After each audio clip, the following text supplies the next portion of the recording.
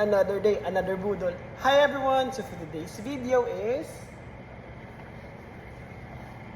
Yan, mag-unbox tayo ng nabili natin from TikTok shop.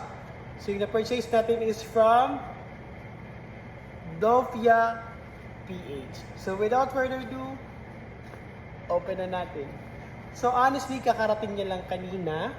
And then, as you can see, or if you remember, kaka-purchase ko lang yung Emma Sleep. Good thing naman sa Emma Sleep, pero parang ang level lang talaga ng Emma Sleep ito. So, buksan ko na. So, ayan siya guys. Ayan. So, ang binili ko sa Dofia PH is itong nasa $699. Ayan siya. So, ano to siya? Ergonomic na pillow na may cooling effect siya. So, ayan.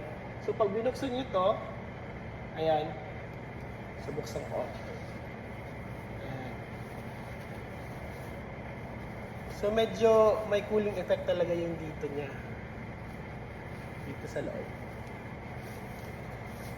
And then, good thing kasi ang sarap niyang itulog. Sinubukan ko na siya kanina. Ayun o.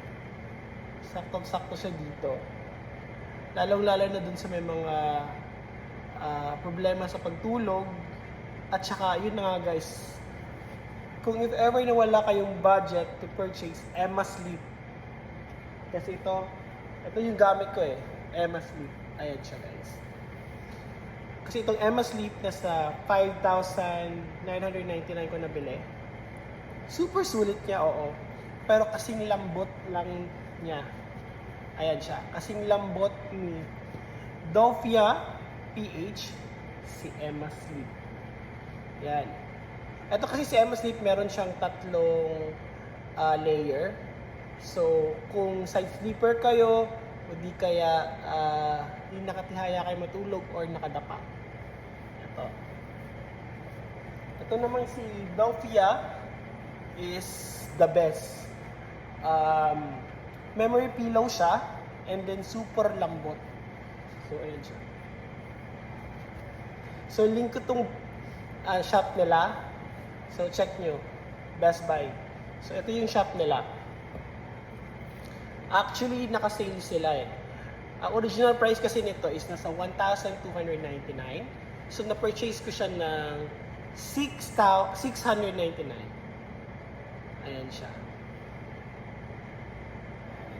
Si Dofia PH.